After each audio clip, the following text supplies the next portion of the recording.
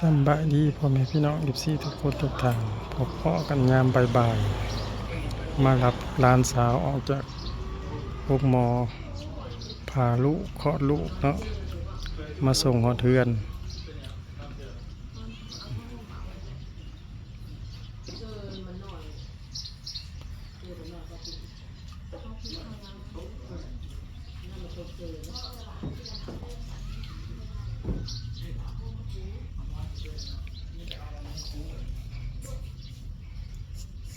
น้าผาพูนเขา เอาแม่ใหญ่แล้วเป็นแม่เสีย มัน ละ คือเสือแล้วก็คือเสือนะมันจะคือ พ่อกระตาบอดเนาะมันก็เอาแม่เฒ่าแล้วเป็นแม่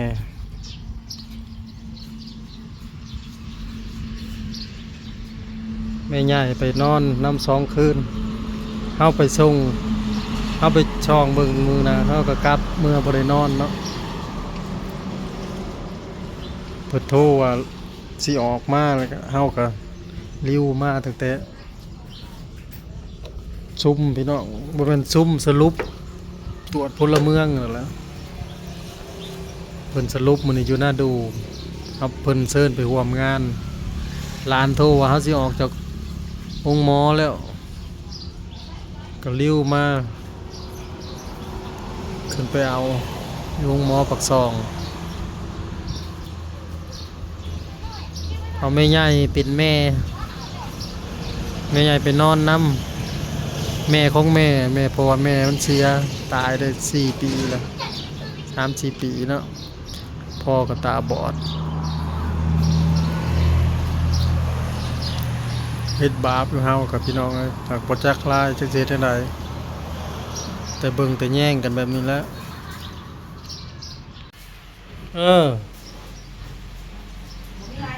เอามอนนั่นมอนมาให้มันบัดนี้ เพราะมันไล่กับหายังตอก มอนมาอิงได้หั่นน่ะในวัง ไม่เสียเนื้อมาตอกปอกมัน มันคุ้งอยู่ได้นี่มึงน่ะในกระโพกน่ะมันคุ้งกระโพกกับเสื้อน่ะในหั่นน่ะล้อมนะหายังมาใส่ก็ได้ ว่านในเจ้าก็มาบ่คุณ เมื่อแม่บักแท็กมา คือเห็น ฮะ คือบ่เห็นอันนั้นมากับไปเลย มาผู้เดียวแล้วก็มันก็ไปหาอีรออยู่ห้องหมอมาว่าสิให้ไปเฮือนดีแล้วพอมาให้บักเล่เอาไปเพราะว่าเพิ่นไปห้องหมอหาอีรอยผมบ่มีไผบ้านนี่ครับว่าคอยนำบ่ได้มาเฮ็ดยากเวียกมื้อนี้ก็มาแต่ผู้นาดูผู้ ไป ลิ้วมาโอ้ยสรุปอันยังเขาเจ้าเชิญไปร่วมงาน เบอร์ยังเลยเราไปแห้งด้วย สรุปมันพลเมืองนี่แหละ มันดู อยู่นะดูขางัวตัวหนึงพุ่น ดูมัน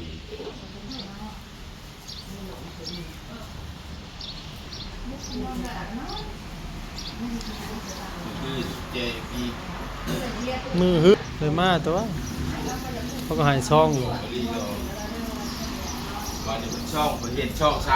300คนหนึ่งเขาว่าไล่เรียกันกับเอื้อยเจ้า อืม เอาบ่ทอเอื้อยเจ้าแล้วเขาบอก เออ เสริมหลวงพ่อทอนแมงลิ มันลายน้ำนกสะแบงพอแห้งอืม เขาอยากร้ายแถวแรงประทะกันกับมันไอ้บุญมานะบ่ได้ อืม ถ้าฉันแห้งร้ายบุมีเจ็บที่นั่งโคกเด่น นะเอื้อยเฮาพี่น้องเอื้อยกกแม่ของมันลานสาวผู้นี่แหละ44 ปีจนเสียชีวิต ไปใช้กันเลย ใส่กรอบไป จะกินอ่ะมันรู้ว่าจะเย็นหายลูก ใช้แล้วอ่ะ มันได้น้องสาวน้องชายเลยบาดนี่ซ้ำ แล้วก็กระโดดบ่ถึง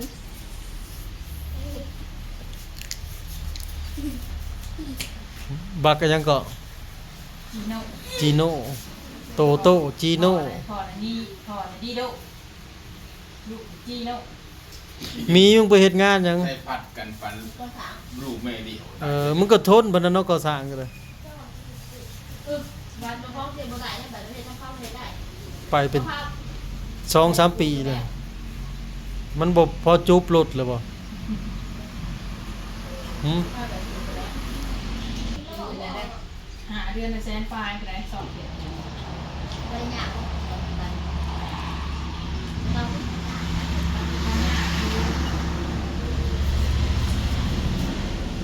เข้าวัดถึงจะแดง บ่ได้อยู่กรรมบ่ได้อยู่ไผเนาะมีแต่อยู่แบบนี้แหละซักยาแพ้ใส่แพ้ดีแล้วก็เพราะว่าผ้าตัดออก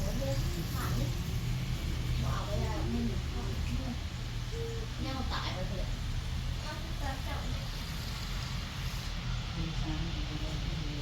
เฮ้ยมึงเห็นแต่ไปเฮ็ดบ้านแล้วบ่ไปทางใดก็ได้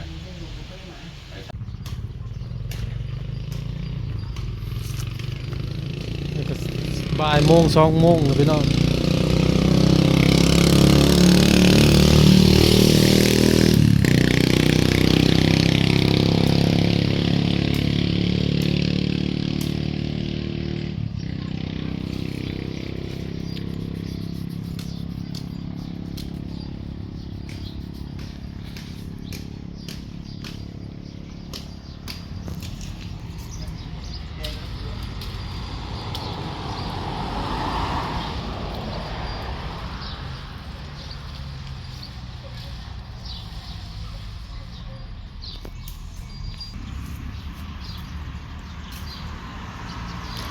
เขาถมเดินเฮ็ดหยังอีกเขาสิปลูกเฮือนบ่ ไหน พุ่นแล้วอยู่พุ่นน่ะ เดี๋ยวไป คือถมเมื่อไรหน้าน่ะตัวของหน้าครับกลับมาลงหดสวนพี่น้องหดเบี้ยของโมลูกสาวหนึ่งเขาเพิ่นมาแต่โรงเรียนแล้วก็มาหนึ่งเขารอบแรงมาแต่รับหลานออกจากโรงพยาบาลไปคลอดลูกพาลูกออกมาฮอดแล้วก็ลงมาฮอดเพื่อนนี่ก็ลงหดสวนเลยหดสวนของก็แล้วนี่ก็พอไกลน้อยเขาได้เน็บใหม่เนาะเพราะว่ามันออกโบมืดต้องเน็บใหม่สบายเฮ็ดดีๆนึ่งเขาวโจกเขาวเยินเป็นของบักสั้นบ่มียังกินเลยพอเพิ่นกินข้าวเพลนนั่นนี่ใครเบิ่งดูอร่อยเด้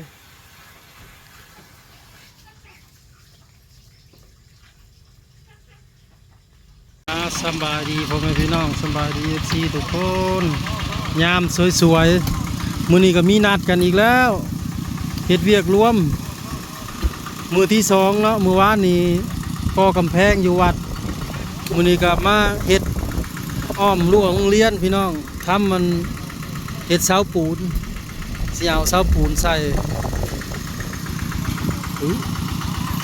ภาคหลายคนซอยกันคนละไม้ละมือ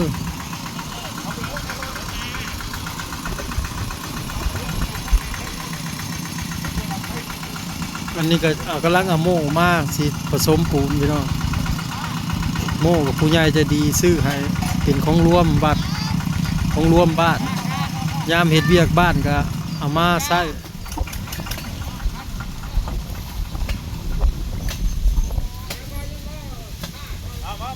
นี่ก็เสา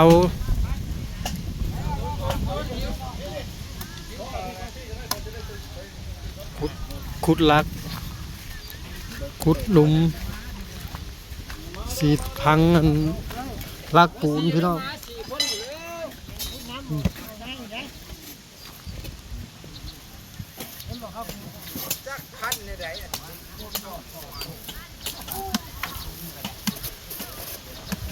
โอ้ยสั่นแล้วมันก็ไล่แล้วเช่าของพ่อนี่เพื่อเขาเทพื้นที่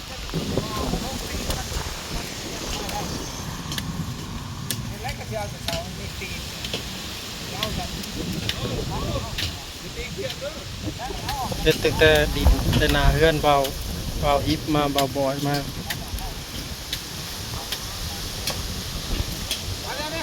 รวมด้วยช่วยกัน